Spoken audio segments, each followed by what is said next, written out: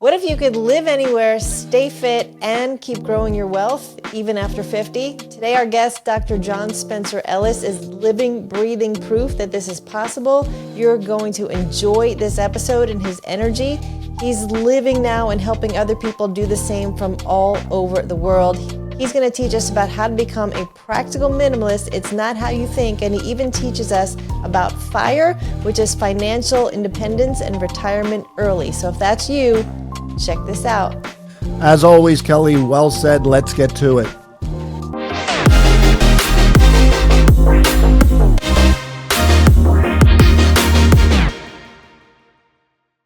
Dr. John, welcome to the show today. We truly have what I believe is an amazing topic and show today. Hey, Kelly, how are you? Hey, so great, Mark. Good to see you. Dr. John, Kelly's going to do a short intro on you, and then we want to dig into your backstory and get into the topic at hand. So let's go for it, Kel. Okay, thank you. All right. Well, today on Fit Over 50 Life, we just happen to have one of my best friends. We have known each other almost 24 years, and we are going to dive into the art of freedom, physically, financially, mentally. And John is a man who has lived all sides of it, and he is a true force in human performance and reinvention. He is a multidisciplinary fitness expert, athlete, martial artist. I mean, the list goes on and on. He wrote a movie, produced a movie. He's the founder and former president of NESTA, which is the National Exercise Sports Trainers Association, where he certified over 65,000 fitness professionals on every continent, all over the world. And after decades of extraordinary business success and global travel and a life of abundance, John decided to enter this time of practical minimalism, which I love. I have seen this firsthand, from the Gucci luggage and the Louis Vuitton shoes to just happy in a t-shirt. So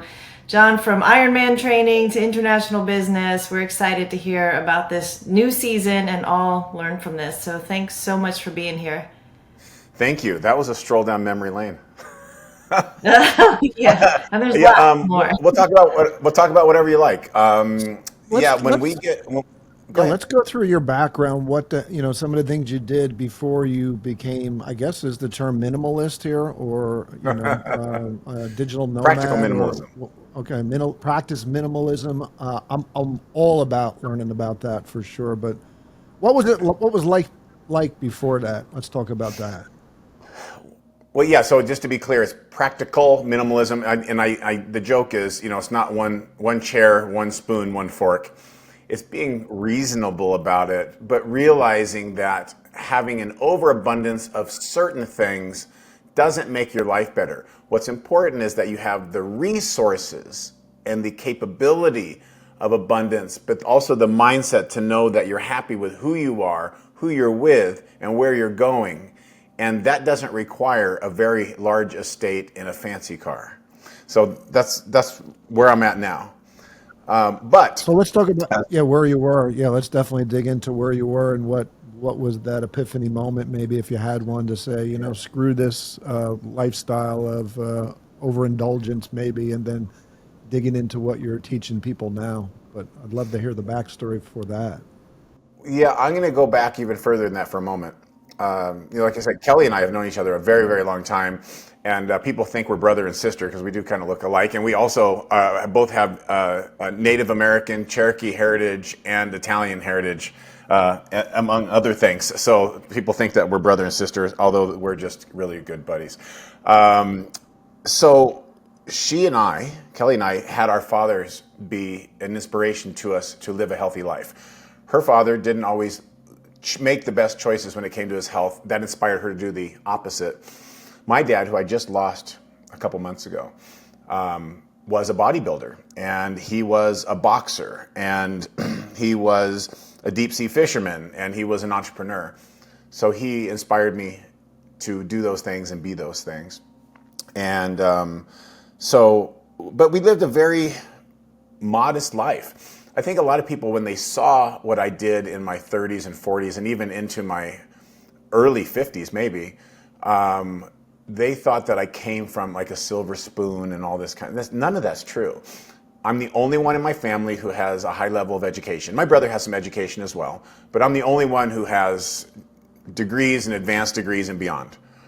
And I worked hard for it. I didn't get a scholarship, and I didn't go to an Ivy League school. And we went on like a 5-day vacation once a week to the local mountains to go fishing. So I didn't have the silver spoon, which a lot of people are under a false narrative or assumption of that. That's not true. What I learned is to work hard, be very, very good to people, be grateful for everything you have. And my dad always made a statement. He says, "John, just out nice everybody." And then when you're a kid, you're like, "What is he talking about?" Right? But it's a very simple way of saying, if you are nicer than everyone else, you will likely, most often, have a better outcome than if you weren't. So it's pretty simple. So growing up, blue collar, middle America, used cars. And, there was times when, dinners were pretty simple. They were like spaghetti and meatballs, which is fine. I love it, and I love my mom's food, so that's okay. But I never had extravagance. But I desired it. And, growing up, when I did, I saw the early Tony Robbins infomercials with Fran Tarkington. A lot of the people watching this are, if they're watching this, they're old enough to know who that is and when that was on TV. The younger people watching this, if they do, they're going to say, "Who is that?" But I started in that space, personal development, personal growth, early on. And I remember watching the Olympics with my dad. And it was like with the old ones when it said the thrill of victory and the agony of defeat. And it would show that guy going off the 90-meter ski jump. ABC, yeah. Yeah, you remember that. He was in the hospital for like 14 sports. weeks. I remember that very well. So it was during that time, but in this case, it was during the Summer Olympics, and they were doing the lifting competition. And I don't know how much they were doing, and I don't remember the exact lift, but it was incredible to see that. And then I said, "Dad, how did they do that? That's incredible. How do they do that?" And he would tell me that, he's talking about the psych up phase and use the smelling salts, and, that coach would slap him in the face, is old school stuff, right? I'm not sure if they do that now. But anyway, I learned that there's a psychological component to success, not just the physical part. So then I combined that in what I do and how I approached life of, learning how I can be my best and help others become their best from a mental fortitude perspective as well. So then I put all that together and then was in school for a long time. Now Kelly went straight through, I think, and just hammered it out. I went to community college, and then I went to trade and technical schools for a while, and then I went back later and got 4 degrees. But I didn't even finish until I was in my 30s, so I was in school for a very long time.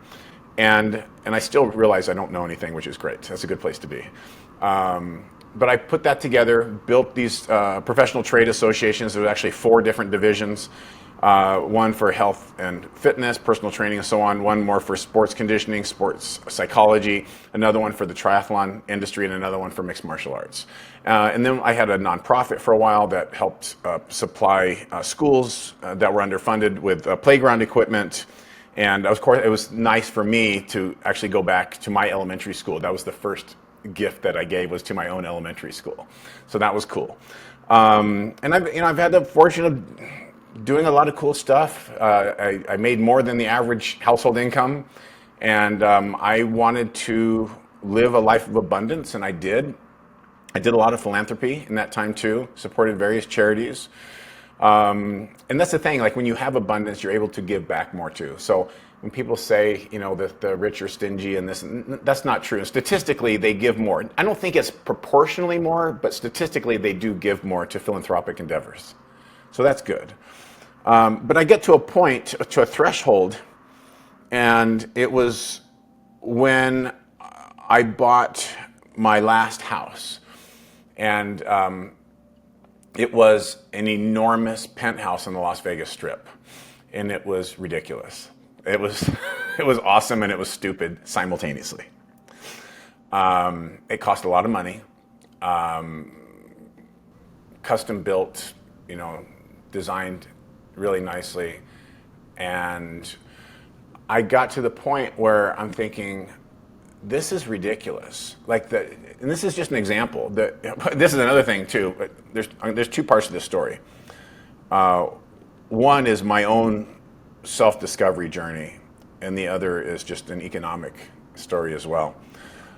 I thought I needed to do that to prove myself to people I didn't know who probably didn't love me, which is obviously stupid. That is not smart.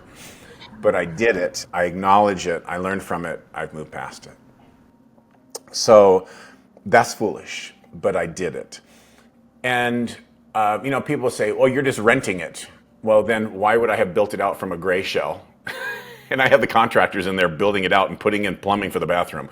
When you rent a place like that, you don't do that. But then the homeowners association, just the HOA was $3,000 a month. Imagine. That's the truth. So I got to a certain point. I thought, this is dumb, and there's no direct linear relationship between that and fulfillment. I was there often alone with my dogs, looking out over the Las Vegas Strip, feeling very lonely. And that's not a good place to be. And it's not anything I would wish upon anybody. So it was a harsh lesson, but it was a good one. And even though financially it was tough at times, and I was doing it for the wrong reasons, I also had some joy there too, and there were some good times, and it was a good learning experience. But I don't think that's necessary. And here's the other thing that Kelly and I have had these conversations too, is that simply because you're good at something doesn't mean you have to monetize it. And simply because you have an affinity towards something doesn't mean you have to build a business around it. Kelly remembers probably when I bought a horse ranch up in Big Bear and turned it into a fitness resort. You remember that? It's called Spencer Ellis. Yeah. I think that was 2003, something like that. Long time ago, my gosh. I would never do that again. Never in a million years. And I think about it now, that was asinine to do that. That was just crazy. And again, I learned a lot. I'm grateful. I used to do like corporate team building events. We shot like 3 or 4 reality shows up there. And this is a funny story. And this, I don't know how many people know this, but this is true. We shot a lot of reality shows. One of them was nominated or won an Emmy. I didn't get one, but it was the show I was on, got an Emmy. But the last straw, when it was a lot of upkeep, and it was a 3-acre compound. It was just crazy. And in 1 week, Danny Bonaducci from the Partridge Family and Dennis Rodman both called me and want to do a reality show with me up there. And I said, I'm out. That's it. I'm done. So that was a long time ago. But I just don't, I've done a lot of cool stuff and fun stuff. We made the documentary movie, and I've written several books. One was a novel. The other ones were kind of like self-help, personal development, personal growth, health and wellness, and things like that. And I may do another one. I got one cooking upstairs. Every time I say I'm not going to do another book, and then I get to a certain point, I'm like, okay, I'm going to do it. But it'll be very, very different. So that all being said, I learned a lot. And I learned that there is not a direct linear relationship between excess and happiness. Although you want the financial resources to do what you want, you don't want to have this need to have excess. I enjoy a good bargain. I enjoy a coupon. I want a discount code. It's okay. And I appreciate that. I just finally indulged in some new clothing. I've been doing it on the cheap for a while, and I finally indulged. See, it's practical, right? Practical minimalism. And I have no affiliation with this company, but I found them great. It's called Tailored Athlete, because it's hard for me to find clothes that fit, because fortunately I have a small waist and broad shoulders after decades of hard work. I can't wear other clothes because it's like a circus tent. So this stuff is at a reasonable price, and it fits really well, and I'm super pleased. So, but I have no affiliation, no link, don't expect that. But anyway, it's a good deal. I've been yammering on here, but I haven't had anybody ask me those questions in a long time, and I haven't been able to share it in that context. And this has been life-changing, but it's liberating. It's liberating not to need something that you thought you did before. And here's the other thing, too. The less you have, the happier you become, which is in opposition to what most Americans or Western culture would think. But I don't have to worry now about a large association payment. I don't have to have a large car payment. I don't even have a car right now. I don't have a car, and I don't miss it. I don't have payments. I don't have insurance. I don't have toll expenses. I don't have repairs. I don't need new tires. I don't have to put air in the tires. I don't do anything. Once in a while, I will travel with a buddy. I've actually taken the train, which is actually pretty fun. When I was in Florida recently, I was taking the train. I actually enjoyed that. I'm going to go on an Amtrak trip, not too far in the future. Once in a while, Uber or Lyft, and where I'm at right now, I can walk everywhere. So I'm walking like 20 miles a week, getting my cardio on, my low-intensity cardio, and it works great. So I don't miss any of that stuff. Well, I realized, this is another instant, this is so crazy. So I remember probably 2 years ago, I was driving south on Pacific Coast Highway, PCH, Newport Beach, Crystal Cove. If you guys have been there, if you've heard of it, it's like I was just in Newport Beach 2 months ago with my daughters. Okay. So it's the who's who and the who wants to be the who's who, and all points in between. And I remember the last time I drove down that road, I had a Porsche 911. And there were two pretty girls in a car next to me.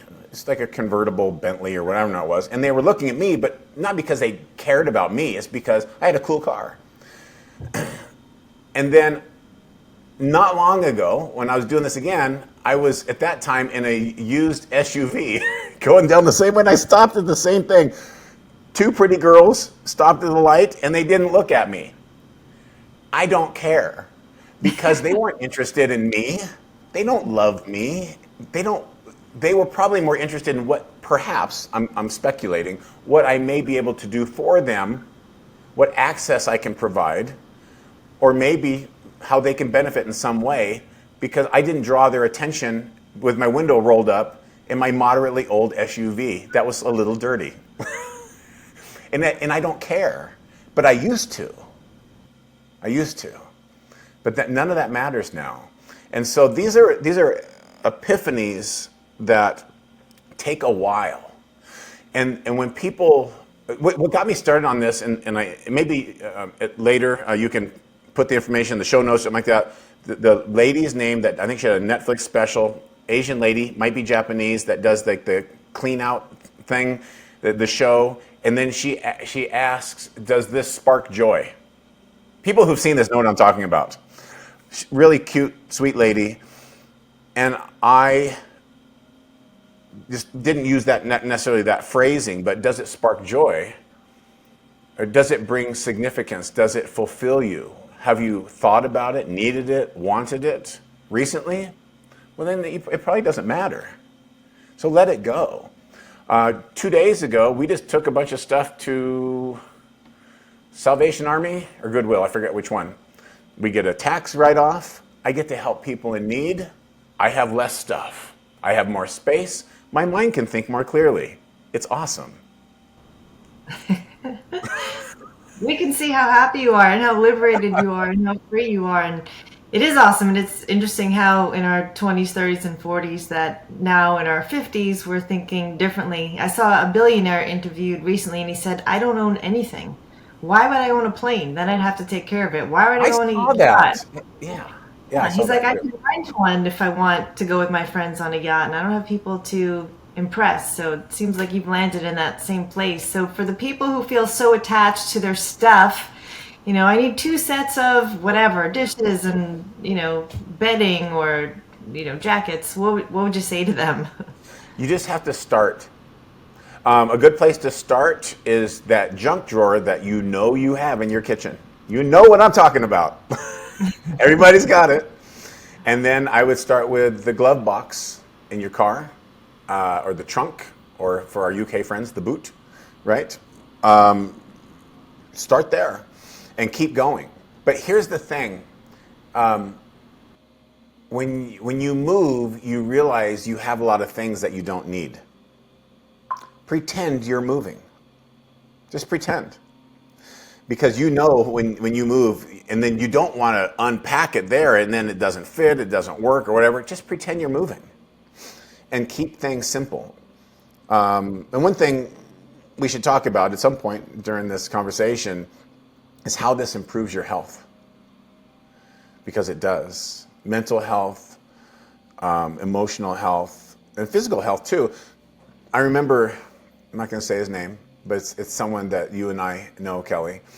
And he was undergoing a lot of personal stress, and his back was bothering him a lot.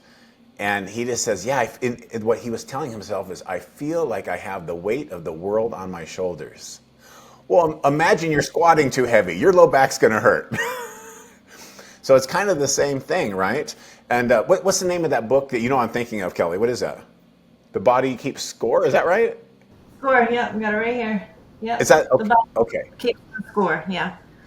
Do you have the author's name? That's a good share. This.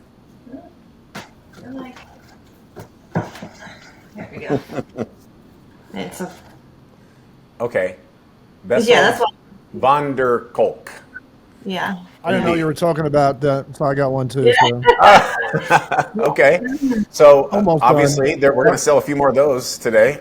Yeah. But it really, and I heard another doctor talking about the book too, saying how wonderful it is because it explains what some people may refer to as psychoneuroimmunology, but in lay terms to where it's palatable for all of us to understand what that is. So I think we need to give these resources whenever we can and give credit to other people who have paved the way for us. You know, that goes a long way. One of the things, you know, that I'm doing to help people now is to escape the rat race. Some people want to be nomadic. Some people just want to work at Starbucks. Some people want to stay home. But a lot of people think, quote, that's for someone else. Or it's not for me. Or that doesn't work in my situation. And there are very, very few situations where that's actually true. In some cases, I can understand.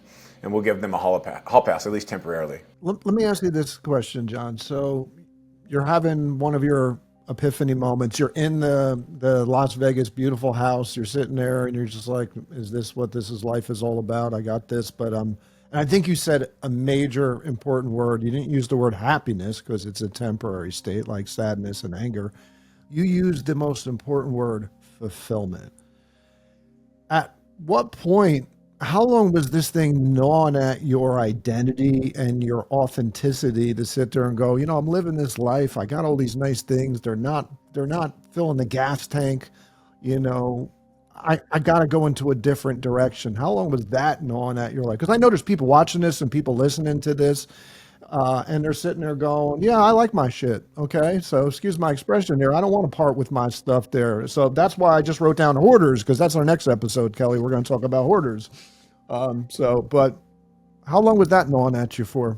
You know, it's a wonderful question. You're the first person in the world to ask me that question. And I'm going to ponder just for a second and think about it because you're onto something there. It was years. It wasn't that. So thank you for bringing that up because that's good. What happens is it Malcolm Gladwell or Seth Godin that wrote Tipping Point? Which one of them?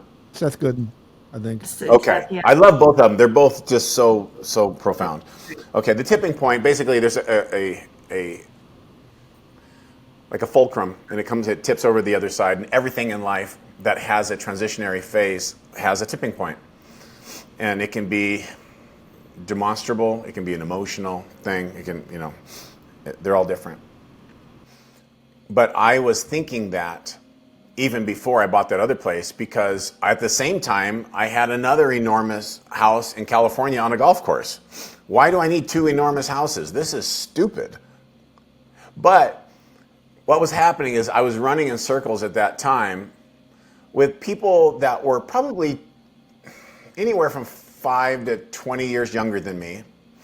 Really smart people doing really, really incredible things. And, you know, at this time, I had 2 Porsches in the driveway and these houses, And then my friend got a Ferrari, another one got a Lamborghini, and I thought, I'm a loser. I mean, it's so stupid. It's so stupid. But I did. But that's the truth. And I was thinking, well, if they have that, then I have to do that, and I had to double down, and I had to do this, and I had to do that, and I was chasing my tail. And what happens is the more things you accumulate. I heard Joe Rogan describe this in a way that I've always thought of it. I've never heard someone in the media articulate it. You have so many units of energy in a day. He called it 100, which is a good point because it gives you something to work with. If you spend 100, or if you spend 30 units of your time or energy focusing on what someone else thinks, you only have 70 left to do something good for yourself. If you spend 30 units of your money to maintain things you've already bought to appease people that don't love you, then you don't have 100 left to do something that really is meaningful. And we all get caught up in this in one way or another. I would say most of us, maybe not all of us. And if you haven't, good for you. Preach, But we all do that. So think of your life as units of energy. What are you going to do? How are you going to allocate that energy to where you feel fulfilled, to where it's meaningful, and that you can make an impact that helps you and the people who will appreciate it, not those who don't. I have experienced, and I'm sure a lot of other people have experienced, doing a lot for a lot of people with no appreciation whatsoever, and that hurts. That really hurts. So, I'm going back to your question. I haven't forgotten it. So a couple years prior, I was at the other house thinking, I don't want this house. This is a lot of work. I had a big aquarium. I had a whole wall that was a koi aquarium. Why do I need that? I love koi. They're beautiful fish and they're super interesting. But I didn't need it. And I didn't need to have all this stuff. Like, I thought back, when was I most happy? Most fulfilled? When I was younger. And it was when my business was in a growth phase, but it was still manageable with just a little bit of outside help. I was making far more than I needed. And I was doing martial arts, Tai Chi, meditation, and yoga. And I was out in nature. And I was not as willing to do these financially strenuous things to try to be like someone else. I had a 2-bedroom condo. I wish I still bought. I tell you this, I've done a lot of stuff in crypto. I'm out of crypto. I've done a lot of stuff with real estate. I'm completely out of that. If I could go back and do things all over again, I would have kept my 2-bedroom, 2-bath condo, completely paid it off, and put all my money in a wide range of different funds, and I'm trying to think of the particular medium right now, but things that are safe, predictable, proven over time, aren't going to hurt you, and you can buy a unit of it for $100 to $200. So you can cost average just over time, just keep going. My ROI would have been significantly better. And just because it's people don't like boring. People want something sexy. That's why I say, yeah, I'm going to build this cool thing, and meanwhile the plumber is crushing you, and his funds are way more voluptuous than yours will ever be. Yeah, so there's a lot to be said about that, especially now with the way the world's changed. Blue collar jobs and tradespeople who learn fundamental business skills and good marketing, they're going to outdo 99% of white collar people. I agree with you on that. So I want to share a little relatable story of how I guess became somewhat of a minimalist, but 2 things. Number one, I want to read, I don't know if you're familiar with Alexander Great's story of his funeral. No.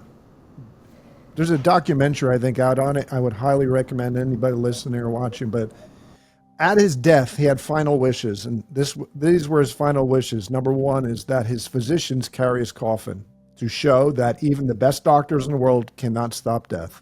Number 2, the path to his grave, they took all his gold, all his silver, all his precious stones, and they just littered it along the way to show that the wealth sticks and stays at earth. You can't take it with you. That was the thing that really resonated for me. And I think there was the last one that his hands were left dangling outside the coffin that show you come into this world empty handed and you leave this world the same way. So that really resonated with me. The second thing is this: I became a minimalist not by choice, by divorce. Okay. So I had a beautiful, $2 million home I had to sell for my divorce, gave my other house to my ex, went from a decent net worth down to roughly pennies in my pocket and a 10-year-old Porsche. I have the Panamera. I still hanging on to that. So That's a great car. but outside of that, I spent 2 months literally doing minimal work in bed, going, I worked my whole ass off, my whole life off, and just gave it all away to attorneys and exes and IRS and all this stuff. And I finally came to the conclusion that I was like, wow, this is friggin' empowering. When you have nothing, you got nothing to lose. And then I just started, and That's a Kelly good place to was be. with me the whole time with this, and just slowly started building. I found out what's my hot button. I always loved helping others. The only time I ever felt fulfilled is helping others. So then I started building out a coaching program, and I charge peanuts for the coaching program. It's just because I want to work with people. So one way or the other, I became a minimalist, I guess you could say. But maybe it wasn't my plan, but it was certainly God's plan. That's for sure. Well, as long as you listen to the messages that were being sent to you, and you're living your truth, and you're doing it for the right reasons, I understand. And listen, the three of us are not unique to this situation, and it gives you there's a freedom of mobility with minimalism as well. I remember staying in Europe for quite some time several years ago, and I'm paying for this 12th century villa in Spain. At the same time, I have 3 other mortgages. Plus, no, I had an office building at that time too, so I had 4 mortgages. While I'm paying, and I'm thinking, now, if I go somewhere, I'm not stacking expenses, And again, I want to emphasize, this doesn't mean that we're saying that rich is bad. That's just the opposite. Because if you have more, you can give more, do more, be more, share more.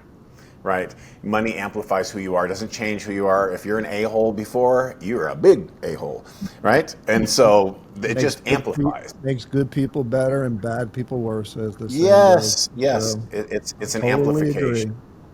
So people need to understand that, because that is the truth. I haven't seen exceptions. There may be exceptions. So I'm not saying don't earn what you're worth and don't go after your dreams. Not at all. I'm saying there is a way to change the way you're living your life in terms of how you make your money, where you make your money, where you live, who you live with, how you spend your days, and how do you plan for your future. Not long ago, I did a social media post, and I was thinking back to maybe 20 years ago in my business when I was starting out, and I didn't let myself, I say let myself because I'm in control. I didn't let myself, which is a silly thing to say, go on vacation really for like 10 years because I just head down hammer. And that's what it takes to be more than average. You have to be willing to do that. And the further that is down on your priority list, the less likely you will be a maven, a thought leader.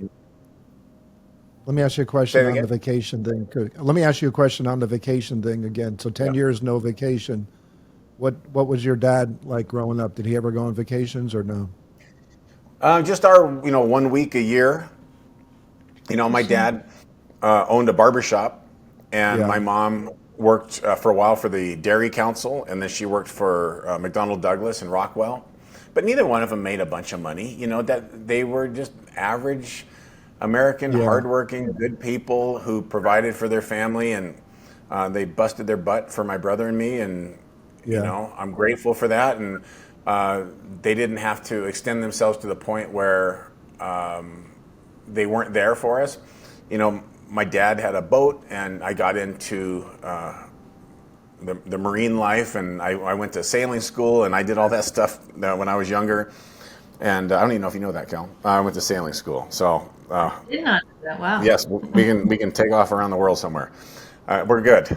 So, Yeah. I had times where I would go fishing with him on the Yeah. weekend, and we'd do that sort of thing, and it was fun. And I learned a lot about boating and sailing and things like that. Kelly, I got to get John fishing in Florida with me here. So Kelly's. Let's go. What do you guys Yeah. go for? Tarpon? I go for either tuna, Oh, kingfish. I mean, it'd be nice mahi. wow. It'd be nice to catch some snapper, but usually the snapper are usually shorts. But for the most part, that's where I end up going. So right out here in Florida. So They all taste good. I'm in. Kelly knows. She's like, "Where are you fishing?" I'm like, "Yep, this is what Yeah. this is. That's how I get in my flow zone." The reason why I brought up the vacation thing with you is because my dad never took us on any vacations growing up. We were Oh, blue collar, sheetrocker, spackler. I worked construction with him for years, and it was one of the things I said. You know what? When I have a family, I want to make sure I have my family go to different places there. So I wasn't sure if that was something that was a pattern that you unconsciously picked up, or you were just driven, and in that zone of work, work, work, work, work, work, work, work, work. So my dad was always an entrepreneur. Where his challenge is that he was great with ideas. Great with ideas. And I'll share a couple of his entrepreneurial things because it's funny. But he didn't understand business structure, tax mitigation, scaling. He just didn't know that stuff. But he had really good ideas. You may remember that franchise that played against sports where there's like recycled, reused sports stuff. Well, my dad, before they came out with that concept, and he shared it with me. He called it the jock's niche, not jock itch, the jock's niche. And then because he was a barber but an entrepreneur and he had hair loss, he made toupees, and his company was called Spare Hair. no way. He was That's really good. In fact, That's a you would great know one of his name. customers. Pardon me? That's a great name. I No, love my that dad name. was really, really good at stuff like that. Yeah.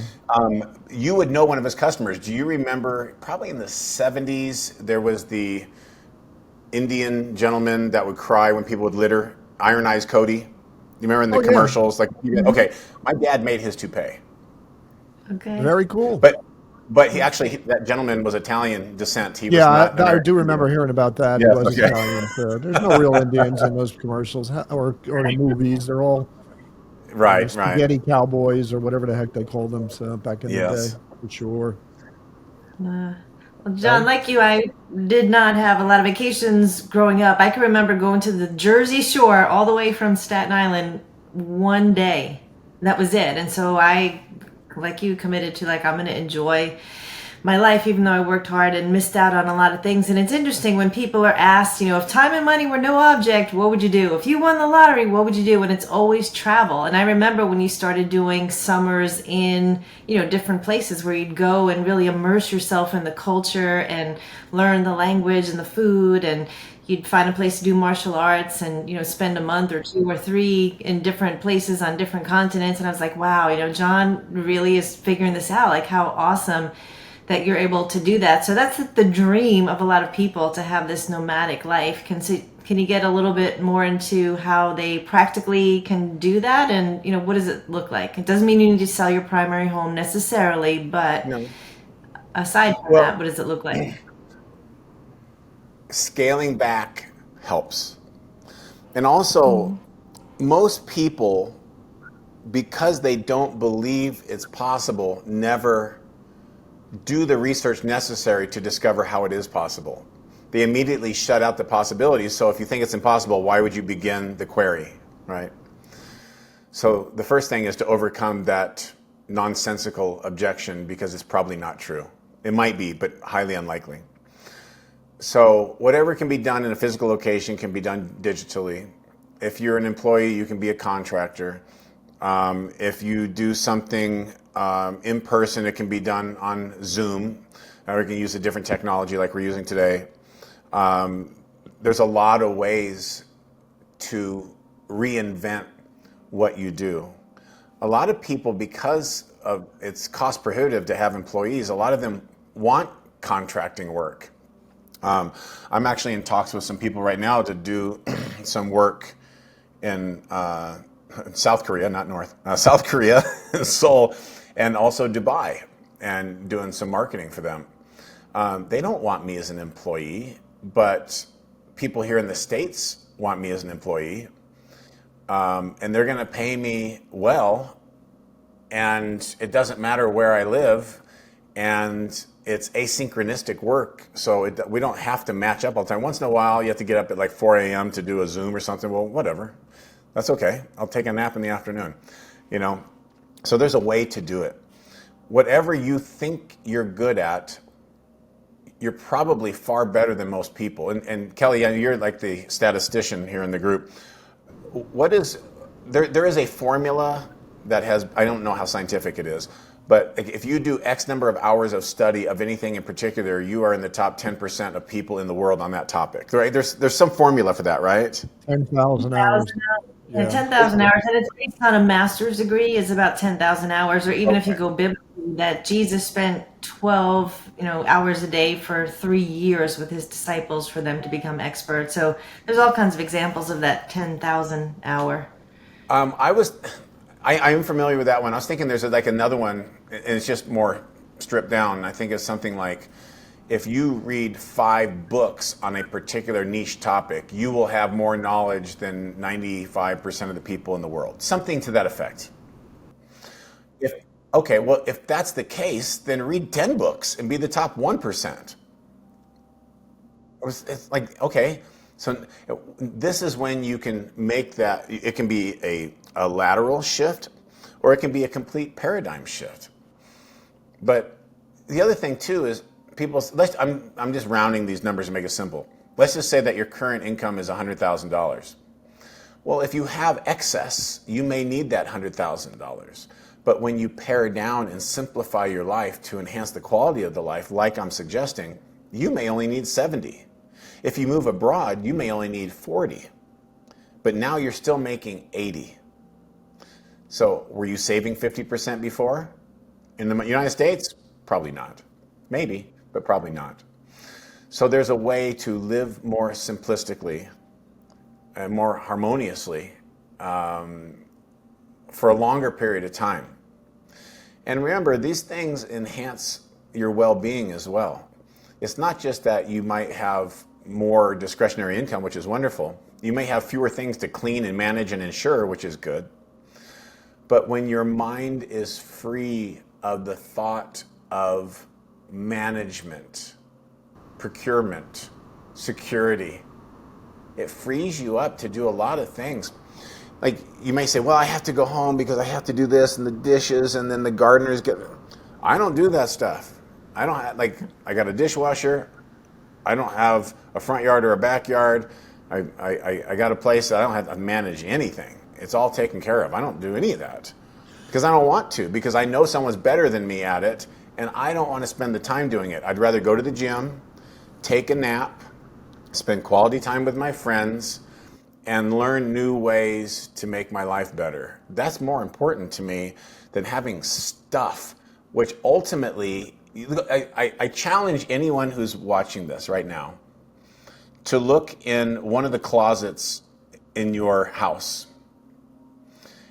and be honest. Don't lie to yourself. Don't. Be honest and say, how much of this stuff really matters? When's the last time I thought about this? And I'm not just talking about changing because the season's changing, like changing to the fall wardrobe. That's a little different. I get it. But the other stuff that's down below in the shoebox and all the other stuff, and does it have real intrinsic value? Does it have historical value? A lot of people who become nomadic, instead of carrying a lot of things with them, they digitize it and put it on Dropbox and have the memory travel with them. Like when I I competed in a bunch of different stuff. I have ribbons and trophies and awards and all this stuff. I didn't keep all that stuff. I took pictures of it, and then I donated that to charity. I don't need that. All my pictures are digital. I don't have a physical picture. I have one of my dad, and that's it. I have no other physical pictures. I don't need it or want it. I don't want to carry it. I don't want to carry anything. I don't even have a watch. I don't need a watch. I don't want someone to steal my watch. Here's my watch. That's it. I'm good.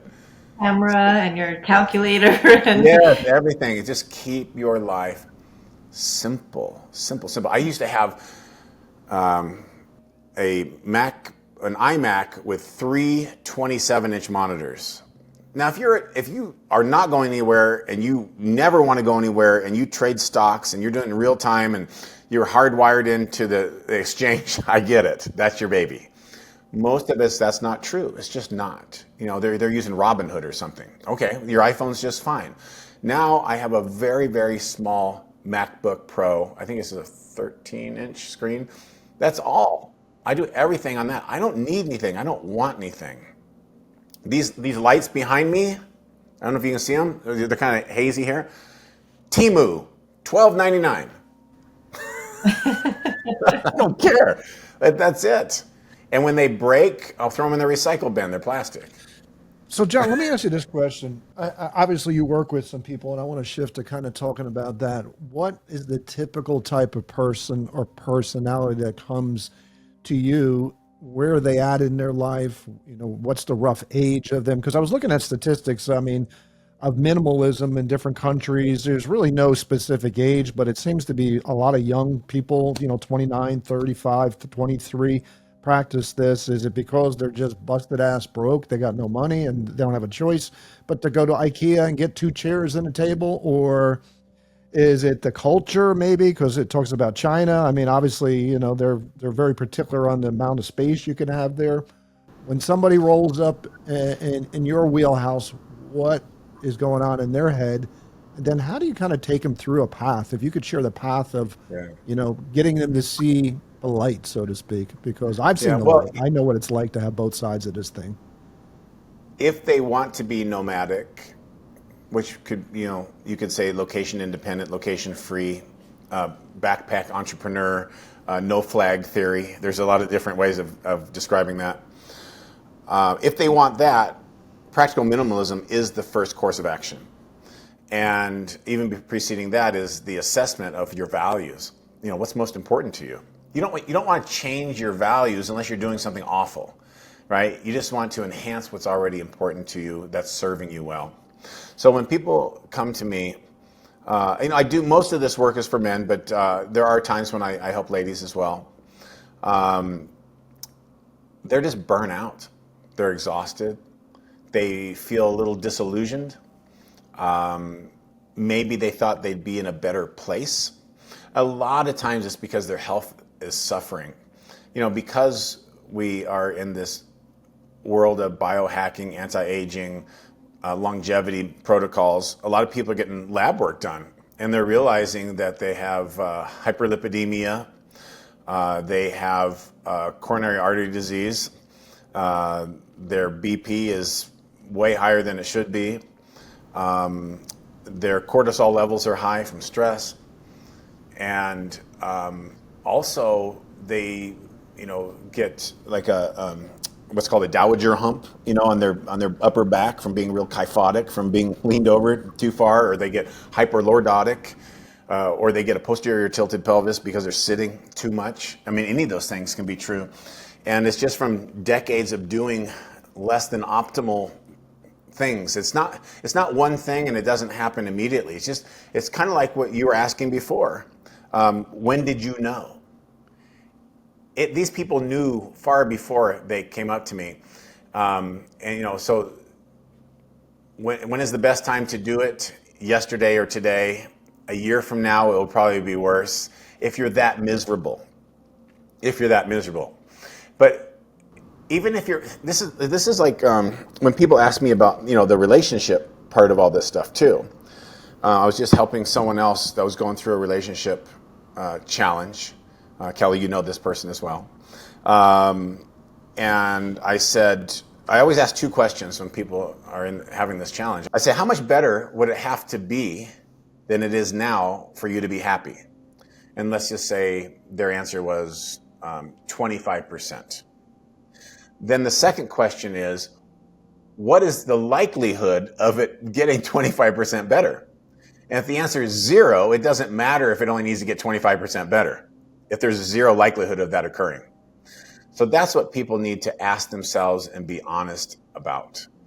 And so that goes for a relationship, and that goes for changing your life into one that's more simplistic. Now you think about, if you go back, I think like my grandparents, they lived in a mobile home before they passed away. And some of that was probably due to financial limitations. But some of it was simplicity, because they also had a trailer, because they used to go and hook their trailer up to their car and they go camping for weeks at a time because they were retired. He was a former military guy, did his work. And we're doing that now, except instead of the McMansions and all the other excess, people are just doing things more simplistically. They're living in what's called was it ADU, additional dwelling unit? Is that the correct terminology? An ADU, like a additional unit in someone's backyard. Yeah, tiny home. Yeah, I was trying to be all technical and I screwed it up. Yeah, ADU is what it is, additional dwelling unit. So people are doing that, or they're doing the tiny homes that travel. Some are fixed. Some are doing RVs. There's actually a podcast called RV Entrepreneur that is just for people that are sick of all of that and they want to go hit the road. And it's great. It's awesome. So these things are helpful to people. There's a lot of resources. But what we're doing now is the equivalency of my grandparents who they passed 25, 30 years ago, moving to a trailer, a mobile home park, is because it was easier. Now there's more upscale options, and there's more of a level playing field for living abroad and doing all those sorts of things as well. There's also geo arbitrage. Geo arbitrage, if you're not familiar with it, is basically Andrew, what's his name, that does digital, the nomad capitalist. I can't think of his name right now. Anyway, brilliant guy. His phrase is, go where you're treated best. I believe his father told him that. Go where you're treated best. That doesn't all have to be the same place. You might go someplace for dental care. You might, like I got these lights. Yeah, I know. I'd like to buy American for everything, but they would have cost $400. They would cost $12. I'm going to buy them from Temu. I don't care. But I prefer to buy American. There's not always an option, right? But so that's arbitrage, right? Some people go to Mexico for cosmetic procedures. Sometimes that's wise, sometimes it's not, right? There's medical tourism for skincare and plastic stuff in Seoul, South Korea, because I was actually, again, asked to participate in developing a whole marketing campaign for these people. I outsource some of my work that I have to brilliant people in Pakistan, India, and the Philippines. They're better than me, and they can do it for pennies on the dollar. Of course I need to have them do it. But there are certain things that I'm going to do in the States, and there's certain things that the United States does better. We have to be honest about these things. I know people want to be patriotic, and they want to keep... I totally get it. I completely understand. And also, at the same time, you have to be honest about the reality of the situation. Where are you treated best for each thing? Nuance matters. And when you paint with too broad of a stroke, too broad of a brush, you miss nuance. And nuance matters in all of this. Why in this instance does this work better for you? Well, let's discover why. And so arbitrage, get resources, seek help, do medical care, buy your groceries or whatever from these people at this time, because it's a better product, better value, better quality at this time. Nuance matters. But that's why it's important to be current, involved, and open-minded so you can receive that information. Because if you have a very narrow scope of the world or what you think is possible, you won't do the investigative work necessary to unravel the mystery that's right in front of you. Kelly, I know you want to jump in here, but I got to get this point across here because, so bear with me, John. So I always say this, that if you're listening to our podcast or watching our podcast and you're here for a specific reason, that your intuition got you here. Okay. Pay attention to that. Is there something that you found when people come to you? And the reason why I share this, John, as you know, it took you a long ass time to finally shift. Guys are just like that. We take a long time. Now, I believe women, when it comes to divorce, they hang in a marriage 5 years longer than they should because they're just trying to keep the glue together. But when it comes to lifestyle changes for men, we are the slowest to change.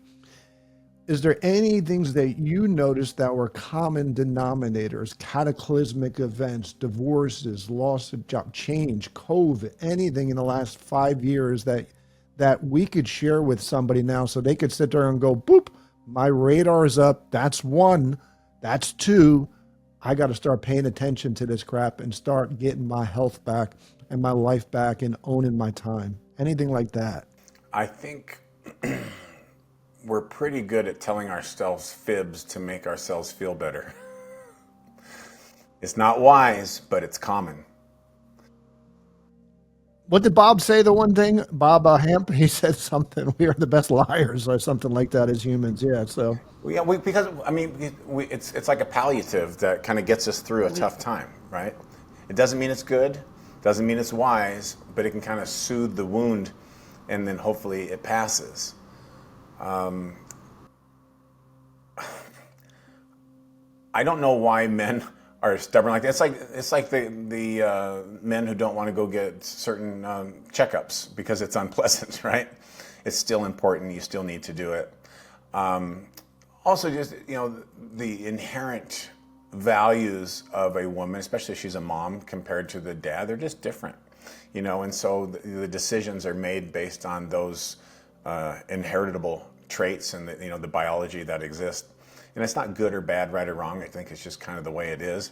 But we can learn from each other and quit picking on each other and help each other instead. That'd be a nice way to go. But men kind of reach a threshold, and what happens is, how can I say this delicately? Things don't function as they once did. And there might be other parties involved who are a little disappointed, okay? And so when that happens, then they're like, what's going on? And oftentimes it could be emotional, and it can be biological, it can be environmental.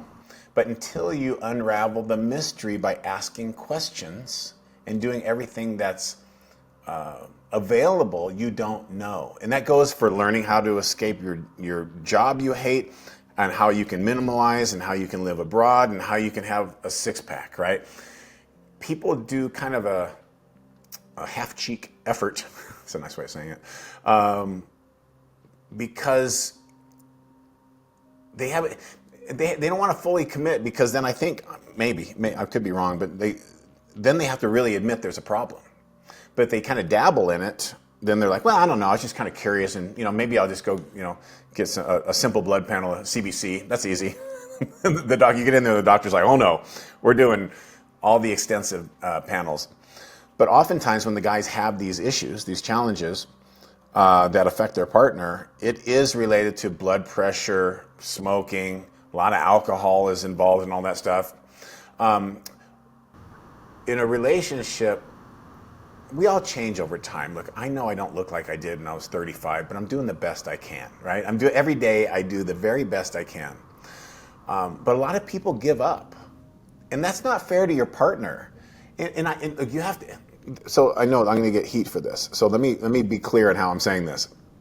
Yes, we age. Yes, you need to love your partner, and yes, you have to give some grace, of course. And also, there are times when your partner just gave up a long time ago. And you're like, well, that's not who I met. That's not who I married. Whether it is increased alcohol consumption, whether it's that they ran out of sizes at Lululemon, or they became angry and they weren't angry before, or they became bitter and they weren't bitter before. And it could be you too. I'm not always just blaming the other person. Be honest with yourself. Did you used to do these things that made you look, feel, and perform a certain way, and then you quit doing it? Well, what the hell's wrong with you? Why'd you do that? What changed that gave you a hall pass that let you think that that's okay to do that to your partner?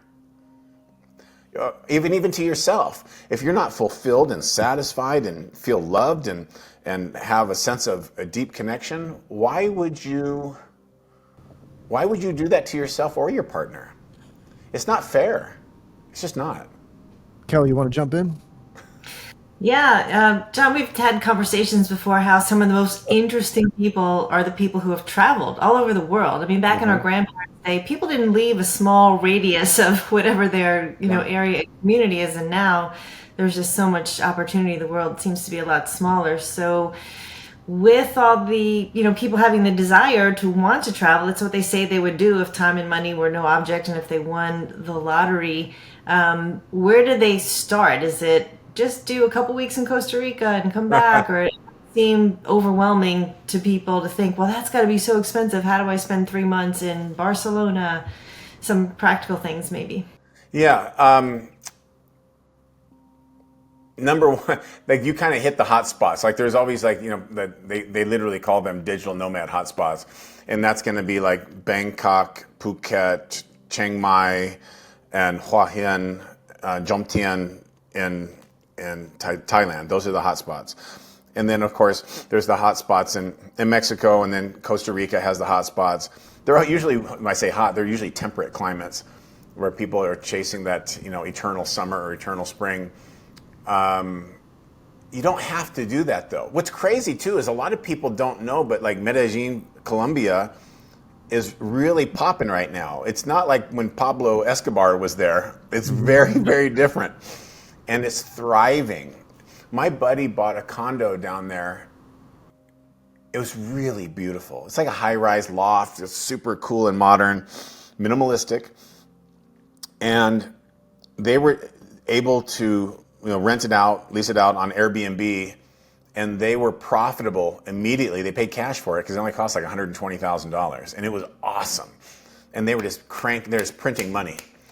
And he's a fireman, and he's going to retire in 12 years. But until then, and then when he retires, he's going to have this crazy pension as a firefighter. But he only works 10 days a month. So then he spends 20 or 10 days a month either in Thailand, or because he was a fighter, or in South America.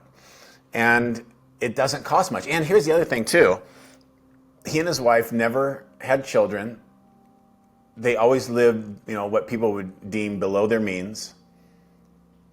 And they had a small 2-bedroom, 2-bath condo that they paid for by the time they were 34 years old. So they had no mortgage either.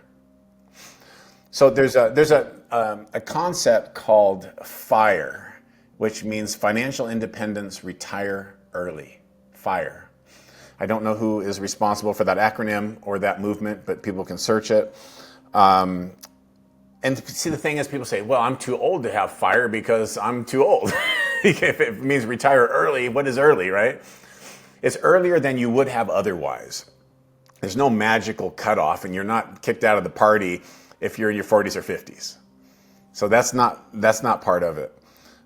But it's doing things in a very systematic way, minimalistically, paying down debt, investing wisely, and also working with the proper financial experts to determine your risk tolerance so you can do this, right?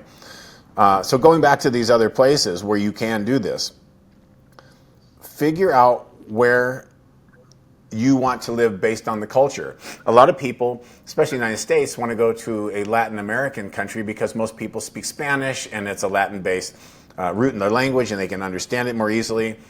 Kelly, you've spent a lot of time in Italy. There are some places in Italy, there was a program, I don't know if it still exists, that will they'll pay you to move there. Have you heard of those? Yeah. Yeah. Yeah, my son wants to go. His girlfriend has. There was also something, if you have lineage there, you could become a citizen. So that's right. I know Kelly has lineage there. You would do too, and I do too. So So, so that's an option. I don't know if it's where you want to live. You know, it might be in some obscure village where you're the only person who speaks English. That might be a little tough. Yeah. But again, if you did it and then that's what got you in, you're compliant with the government policies, and then you use that as your hub of operation, right? Then everything else is cheap from that point. Another example is I know a lot of people who will rent or buy a one-bedroom or a studio apartment in Bangkok, Thailand. And if they rent it, and it's just, you know, it's probably 380 square feet, not a lot. And it's their crash pad. And they'll keep all their stuff there, their clothes and all their extra stuff and whatever. And it's like a closet, and they'll go there and crash out for 3 weeks. And then they'll go on a cruise for 3 months around the world. But the place costs, you know, $150 to $300 a month, roughly. That's your cost, all in. So now you don't have a big mortgage, but you live in Southeast Asia. Food, you know, if you like beer, it's $1.50. Breakfast is $1. Dinner's $3. A massage is $10 with a tip. You can get if you're down for the mani-pedi, you can probably do that for $9 or $10. You know, so that's a good time, right? Why not? Why not use that as your hub of operation? A lot of people will be in Europe and they will stay near a cruise port. And there's a cruise port outside of Rome. I can't remember the name of the city, but if you can look, someone can look it up. You just say what major cruise port is just outside the city of Rome, Italy, and it will show you that. And it is a major embarcadero of numerous European-based cruise lines. And by the way, if you cruise from anywhere else aside, if your port of origin is outside the United States, you're going to save 20 to 40% on your cruise. It's just the way it works. So if you want to cruise around the world, don't start in Los Angeles or Fort Lauderdale. Start somewhere else, and you will save money. It's just the way it works. So a lot of people do that too. You know, they cruise around the world. I was looking at that for a while. I still may do that. There you can do it anywhere from, if you get a small inside cabin on a sea level. I don't mean like sea level, like ocean level, but I mean like A, B, C in quality. If you did a sea level cruise line, you can cruise around the world for $20,000. And then there's one. I'm trying to remember the name of the line. It's about $125,000 per person for an ocean view, but not, you know, a junior suite or anything like that. And it takes 10 months, and it goes to like, I forget how many UNESCO heritage sites and all that. But here's the thing. So this is what I've done, and anyone is invited to borrow this strategy from me. If you go to my website, which is my name, you'll see that basically I do blogging for entrepreneurial travel and entrepreneurship on the go and abroad.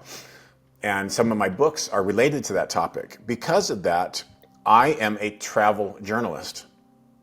I categorize myself as a travel journalist with the IRS under whatever code that is. I don't know, I have a very good CPA. And so now my trip, the entire thing is a tax deduction. How can I possibly write about living on a cruise ship for a year while you earn money as a traveling entrepreneur if I haven't done it? That'd be hypocritical. I have to do it. The whole thing becomes a tax deduction legally. And Kelly, you may remember this. I don't even know how many. You and I have written books together before, but I'm trying to think. Wellness Code. We wrote the Power Champions. Power Champions. That was our first one. But so we've written like 2 or 3 together, right? I can't remember, but I've written like 8 books, something like. And I forgot, which is ridiculous. But it's been a while, so I actually don't remember. That's not good. It's not senility. I just don't remember. Ginkgo biloba. Ginkgo biloba. That's all you said. Thank you. Appreciate that. What happened was I was on. At the time, it was Oasis of the Seas, which is one of the Oasis class ships, and now they have Harmony of the Seas. You've probably seen the ads for all these. At the time, it was the largest cruise ship in the world, and I went on it, and it was so enormous. I actually got lost every day. It was crazy, so big. But I was leaving. I think it was the island of St. Thomas, and I had already, I did an anthology book, so there was a few other authors in it, and we were collaborating this effort to do an Amazon book launch. We wanted to get to #1. And I was leaving the port in St. Thomas, and I'm like, okay, so I had a cocktail, went up on the top deck by the pool, and I'm up there. I'm using the ship's really awful Wi-Fi. Now it's a lot better because we have Starlink and stuff, but at the time it was pretty bad. This is 14 years ago, maybe 11 years ago. I don't remember. And I'm doing the push, and there's a strategy involved as far as synchronization of effort to make something go up to #1 on Amazon within a very narrow window of time. And that's something else I teach as well. As part of people want to do a book to bolster what they're doing. And I'm seeing it climb. We're at 14, then 7, 9, and then I'm up on the drink. I sound like that sounded bad. I was up on the deck having a drink. It sounded like I had 7, but I only had 1. And I'm taking a sip, and it goes to #1. And I thought, oh my gosh, I could travel around the world and become a best-selling author and do this. You talked about epiphany moments earlier, Mark. That was one. Yeah. I thought, oh my gosh, I can do this. And that's when the technology was archaic compared to what it is now. There's no TikTok. I don't remember Instagram. Maybe it was. I don't remember. There was no AI. There was nothing like it is now. Influence was very different. And it was just like raw effort, but it still worked. And that was one of those epiphanies. And before I had done that, I thought, I don't know if this is possible. But that's why you can't hold fast to that. You can't be steadfast and say, well, I'm just not going to even try it. Usually when someone says it's not possible, that's when I go, okay, cool, let's go and do it anyway. And most often it works out to some degree. So and this is a roundabout way of answering your question, that there are many ways to simplify your life and be nomadic, or to have more and have more time freedom. Are you familiar with that term, Mark? Time freedom? Oh, absolutely. Okay. Yeah, because people talk about freedom in a lot of different ways, but time freedom is the ultimate freedom. Is to do what you want with whom you want, wherever you want, and for whatever duration you choose. And when you make the right choices by simplifying and removing distractions and removing the things that previously held you back, it allows you clarity. Just think about it in a microcosm when you have a bunch of junk on your desk. It's hard to think about. If there's a stack of papers that thick on your desk, although most people don't have papers anymore, it's all digital, but just imagine. It's hard to know what to do and what to process, or there's just stuff everywhere. It makes it very difficult. It causes undue stress on your brain. I'm going to give you 2 examples of three examples. People who are noteworthy, love them or hate them, but they're noteworthy and have had major contributions in the world, that they've learned how to simplify certain things. One is Steve Jobs. He always wore a black turtleneck, right? President Obama had 30 of the same suits. I just learned that like a week ago. And then Mark Zuckerberg always wears a t-shirt. Now he's getting a little more stylish, but for a long time, right? Because you can, Jim Quick, who's a memory expert, talks about this a lot. You can have decision fatigue. You only have, again, so many units. You have 100 units. If I have to make 5 decisions, got 95 left. You know what? I wear the same black socks 90% of the time. I got the short black socks and I got the long black socks. The short black socks are for when I wear shorts and work out. The long black socks is when I wear dress pants or jeans, and you can't tell how high they are, but it feels better when they're higher, right? And so that's it. That's how I simplify. And I buy them in bulk, so I save money. I put them all in the same drawer. I separate the short ones on the left and the long ones on the right, and I'm done. But it sounds silly, right? But how much time are you spending doing that? I've already done my protein drink, put in my methylene blue, and I'm out the door to the gym. You're still trying to fiddle with socks. And I'm ahead of you. I'm already walking down the street. That's how you get a lot done and have more time freedom. cut out the nonsense.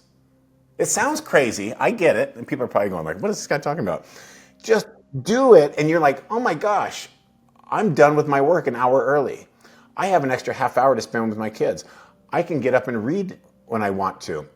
I can do whatever I want now because I don't have decision fatigue because I made simple choices to simplify. So you brought up an interesting point. I don't know how many years ago this was. Tim Ferriss came out with 4-Hour Work Week. Yep. I bought that book and I applied a lot of that stuff to. You have that one too, Kelly, or no?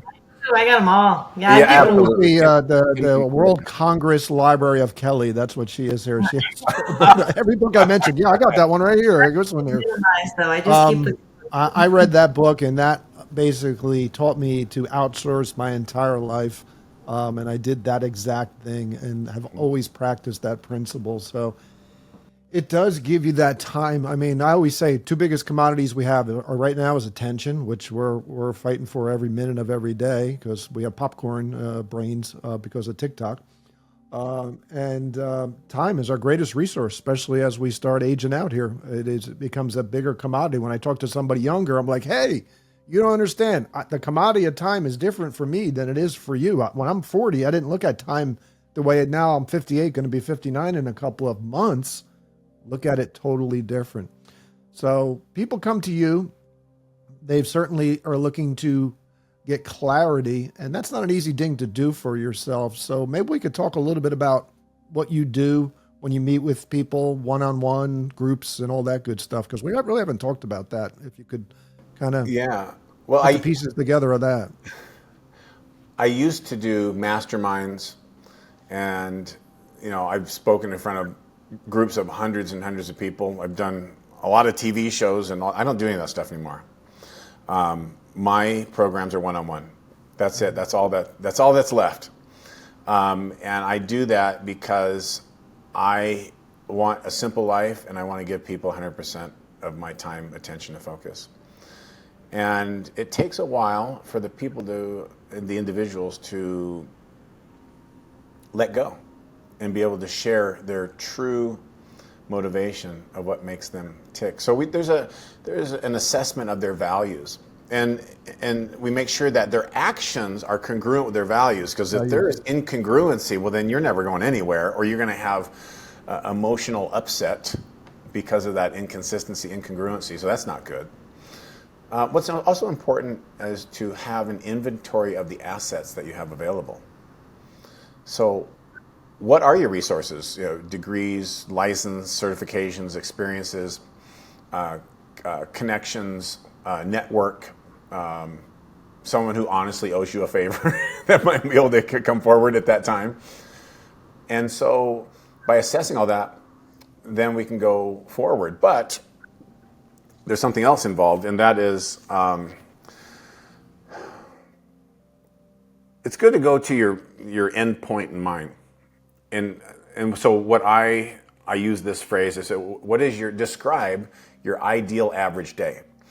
And I have to say it like that, your ideal average day, because if you say your ideal day, you're like, well, so I'm at the Super Bowl and I'm at the 50-yard line or whatever, right? And my team just scored. Okay, that's cool, and I get that. But your average day, how many hours did you sleep? Who did you wake up next to? How happy are you?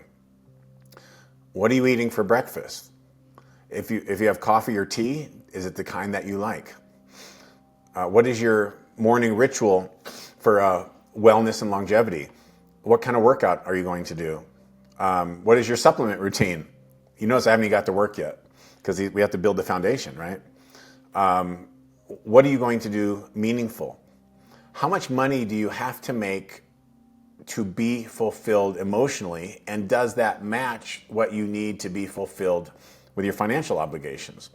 So you future pace to a place in the future, and let's just say it's 5 years in the future or 2 years, whatever it is. You can choose a different time. It depends on the people's time horizon and how fast they can move and their available resources.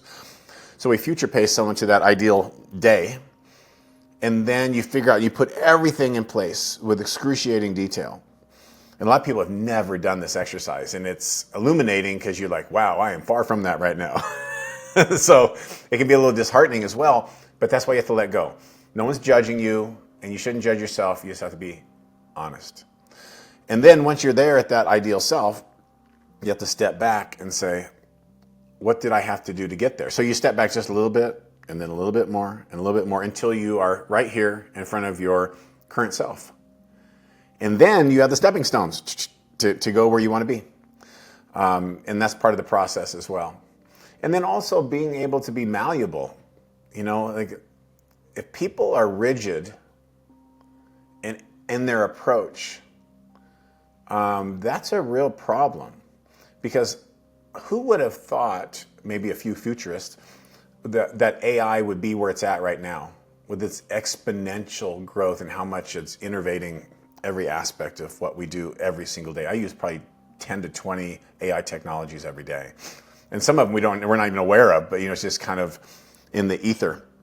Some of this with intent, and other things are without our consciousness. And that's never been more true. But I think if you're too rigid about everything, you also, and this is part of the process too, when I'm working with someone, is to have them remove confirmation bias as much as possible. And I know you guys know this, but I'm just going to go over it real quick.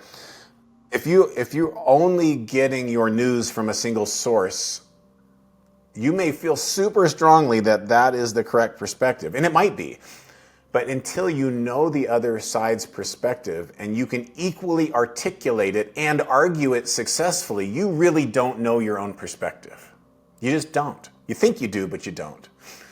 So you become in an echo chamber. And the echo chamber could be people saying that you can't escape the rat race, that you won't make enough money, that travel is for other people, or you're too old, or they don't have enough medical care somewhere else. No, most of those things are complete nonsense. So you have to be malleable, pliable, open-minded enough to be receptive to things and information and technology and ideas that you weren't previously receptive to. It doesn't mean you have to agree with it. And in many cases you won't. But if you're not willing to listen, you're not willing to grow. And if you're not willing to grow, you're not going to move in the direction you want to go. It's that simple. It doesn't mean that the other ideas are right, but you need to have a fundamental understanding of it. That's what makes, if you listen to someone who doesn't understand something well, they keep repeating the same thing over and over again because all their buddies believe exactly the same thing, and then you have no concept of what else you might be missing.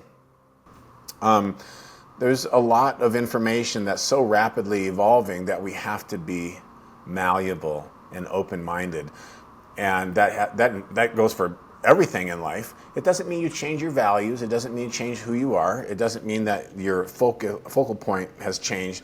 Just be receptive to new information. I learned to like when I was wrong, and am wrong, and will be wrong. And that took a lot to get past that, because that hurts, right? You're like, oh, I wanted to be right so bad. But then you realize, oh, wow, what else am I wrong about? And why did I think I was right until I had this new information? Think about, and I'm just giving you a comparison, somewhat relevant. Think about all the conspiracy theories, that people thought you were a conspiracy theorist, and maybe just a few years ago, maybe you can think of a few, and then you're like, oh my gosh, that turned out to be true. And there's actually a website that lists all the conspiracy theories that turned out to be true, like the Gulf of Tonkin incident that got us involved in the Vietnam War as one of them. There's a lot of them. So be open-minded and receptive to new information on the macro and the micro. I got to add to this, Kelly, before you jump in. Everything always comes down, in my personal opinion, to one word: mindset. Mm-hmm. It is the most complicated subject. Why? Because what you just said, most people, when they go into something, think they have the proper darn mindset. They got a positive attitude, but not the proper mindset. If a positive attitude was everything it took to be successful at what they wanted to accomplish, they'd already have it done. They wouldn't need any external guidance, help. along the way. You talk about values, Right. big believer in values. You know, Dr. DeMartini, I read his book during COVID. And do you have that book, Kelly, or no?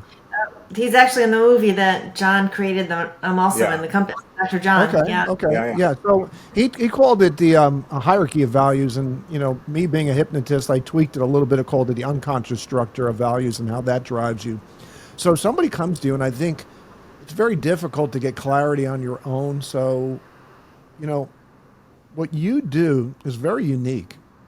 You take a really cool perspective of it because you have somebody who's obviously been extremely successful your entire life. You decided, you know what, I'm going to pack in this lifestyle and adopt this lifestyle. So you definitely walk the walk and talk the talk, which I always love when people, our guests, do that. So, you know, how do people get, I guess, Kelly, you want to jump in about how people can get in touch to find out more at this point? What do you think?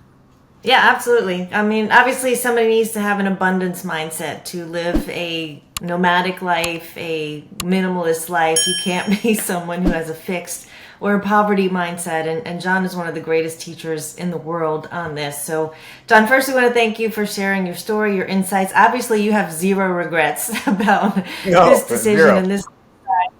There's so many misconceptions that people have, and like, oh, what's it like living out of a suitcase? And so you have so much to share. We can only get to so much in this time, and you've shown us, so much about freedom and just releasing things and leaving things behind that aren't even important.